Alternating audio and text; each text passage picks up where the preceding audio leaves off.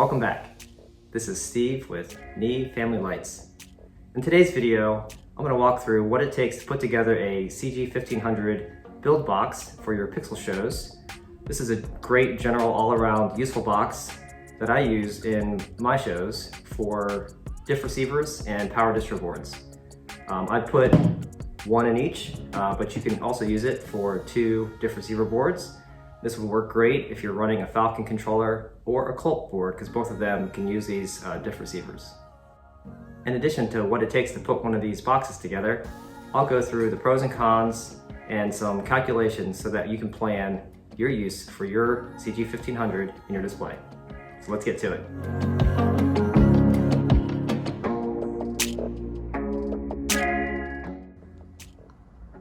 So here we are looking at a lot of the materials that are used to make this box. Mind you, there's no soldering required. Everything is used with screw terminals, spade connectors, and or Wago nuts to make all the connections. So what I have here is the CG1500 box. This is just an empty shell. You can buy this in single or in 6-pack. I also have this mounting plate. This is from DIY LED Express, and mind you, everything that's shown here is in the description below. So this has a bunch of holes here, so it's ready to go. You'll see that there are bigger holes here. There's 4 there and 4 there. And that is for your power supplies. So if you look at the back of your power supplies, there are 2 holes there, 2 holes there. They line up perfectly, so that way you can use an M4 screw and attach your power supplies. So I have 2 here. Some people use 1. We'll go into the calculations as to why I recommend having 2 in a box. You'll also have here diff receiver, our distro board. Again, like I mentioned, you can use 2 diff receivers. Got an auto fuse here. This is 10 gauge wire, so one of those for each of the power supplies. Some people use them, some don't. Have these 3-pack of RJ45 connectors. Got some refrigerator water line hose, and I just cut like a 1/4 inch and use those as spacers. Got a little drill bit here. Those are great for drilling holes in the bottom. Voltmeters, ammeters, I would say. I don't use these in my controllers anymore. They look great when you're looking at them. There's a lot of extra wiring. It's not really needed, so we will put those aside. Spade connectors. This is for 14 to 16 gauge wire. That's gonna go to your power supplies. Some zip ties. I've got these little adhesive zip tie mounts, and you'll see where I put those. Down here, these are all from Bolt Depot. So there's a variety of 3mm screws and nuts. The 3mm are great for going through the holes here and mounting them through to your board using the little spacer underneath. And so you get these in massive bags.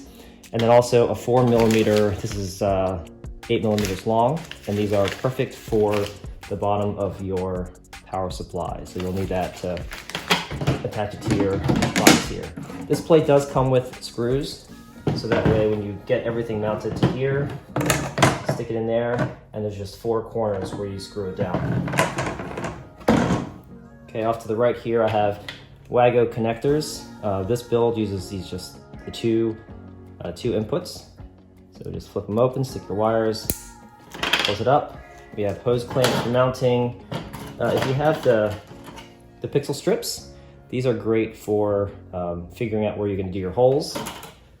Just a standard 12-volt fan.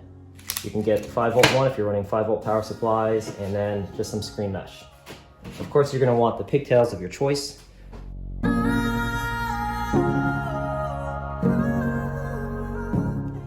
Instead of watching me assemble this build, we'll just go ahead and take a look at the assembled builds. There are 4 here, 2 for my show and 2 for the Vine lights, and they are built all exactly the same way.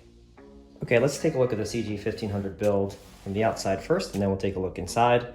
You'll see that there are 2 vents on the front for airflow on the inside. All the pigtails and connections are at the bottom. So these are PG7s with pigtails coming out. This is the Ethernet connector through, and the power, everything's on the bottom. There's a place to lock it to deter anyone messing with your box. And then on the back here, they have these punch outs, and you can punch those 2 out. use the hose clamp, and you can run the clamp through the back there and then clamp it down to a piece of EMT,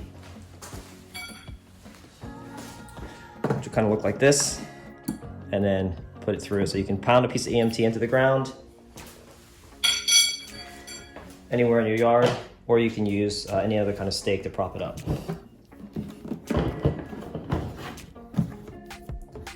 All right, so let's go ahead and take a look at the front and the bottom here. So as I have one diff receiver in here, there's 4 outputs. I also have a power distro board, and I've marked, these are the exact same pigtails, but I marked them red, so that way I know this is for power distro, as the pinouts are slightly different than the normal data and power. And you'll see that I've marked here in pen additional holes. Those are for if I needed to do more power distro. The pixel strips that I showed earlier are perfect. If you line this guy up, and this is what I did, just kind of ran a line on the top, drew some circles to drill through, did the same thing and offset it below, so that way these pigtails don't run into each other.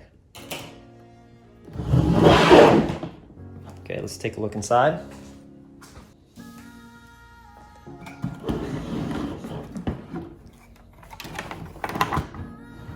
All right, so I've labeled this power supply 1, power supply 2. As I mentioned earlier, you use the M4 bolts, and you can mount it to the 3/16 thick plate that goes to the bottom here. I use the spade connectors to bring one AC power line in, and you'll see the 3 down here, and then I use a wire that then connects to the 3 up here.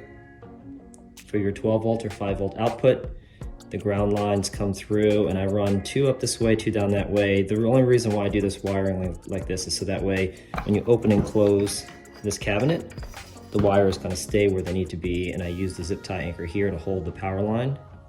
And I also use zip ties here to keep these wires together. You can use, I have a different anchor here, but you can use the same kind of anchor here to hold everything tight together. All the WAGO connectors are right in here. So you see the grounds and the pluses. So everything's kind of tucked in between the 2 power supplies. I've seen mounts where the 2 power supplies are on top of each other. I like it this way, so that way if you need to get to any of these terminals, you can very easily.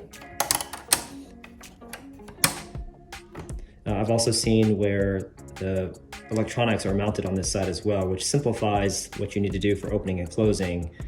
What I don't like about that is your pigtails are going to probably want to be on this side, and if you do it on this side, it's going to be really tight getting everything in. So I like having the electronics on one side, which is much lighter, and then the power on the other side.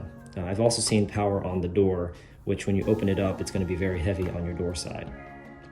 Okay, let's take a look at the electronic side. We'll start from the Lexan board. That's where everything is mounted, and it is, the tape measure here, 8.5 inches tall by 9.5 inches wide. And I had to cut squares out of the middle here in order for ventilation to go through. You're also going to need to make sure it's clear enough so that way this edge of the back of the bud vent can turn and lock in and doesn't push up against the board. So the holes here are about like 2.5 inches square, and you can approximate that. This one is down from the top 1/2 inch, and then up from the bottom looks like about also 1/2 inch. You can see the air is going to be coming in this way, and I have the fan blowing out. So this is always on, it's just connected to the 12 volts. So as soon as this thing gets powered, this fan spins and it blows out. So cool air in at the bottom, warm air out at the top. So I've got my diff receiver over here on the right, my power distro board here on the left, and you'll see the power lines are running. Power supply 1 over here goes to this board, power supply 2 goes to that board, and we'll talk about the calculations here in a minute.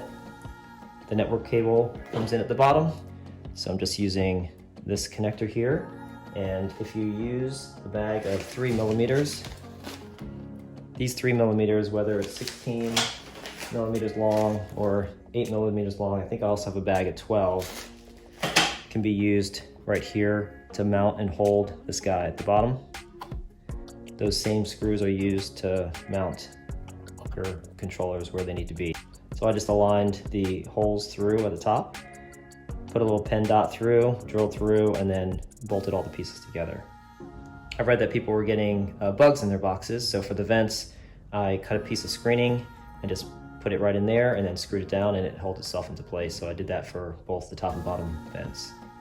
So for the receiver outputs, there are 4 here. From the inside, you would naturally think to put them 1, 2, 3, and 4 this way, but in order for me to not be confused, I actually did it the other way.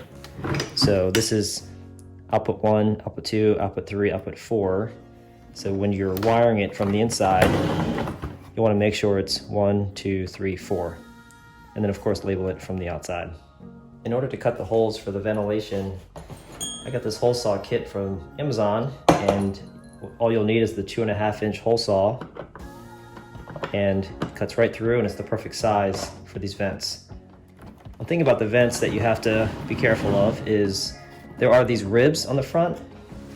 You see on the original CG1500, these ribs kind of raise up, and so for these 3 in the middle, the top and bottom, I had to use a utility blade and cut it flat. So if you don't cut it flat, then the little gasket that's doing the water sealing won't sit flat. So that probably was the hardest thing of this whole build, is kind of shaving all that down in order to get it to sit flat in there. Okay, let's talk about power for a minute. These are 12-volt pixels with 12-volt power supplies. Each of the diff receiver outputs is 5 amp fused, so that's 12 volts times 5 amps times 4 outputs. I have 1 power supply going there, and that would use 240 watts maximum, and that's well below the 350 watt power supply with more than 30% margin. On the power distro side, the 8 outputs here would use potentially up to 480 watts, that's 12 times 5 times 8. If you only use 6 of the pigtails, you would use at most 360 watts. That's right on the margin there.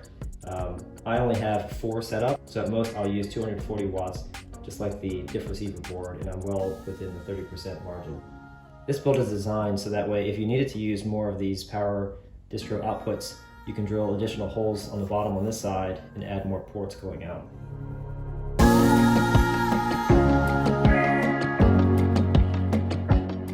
For these builds, 2 of them are used at the Vine Church, 2 are used in my show.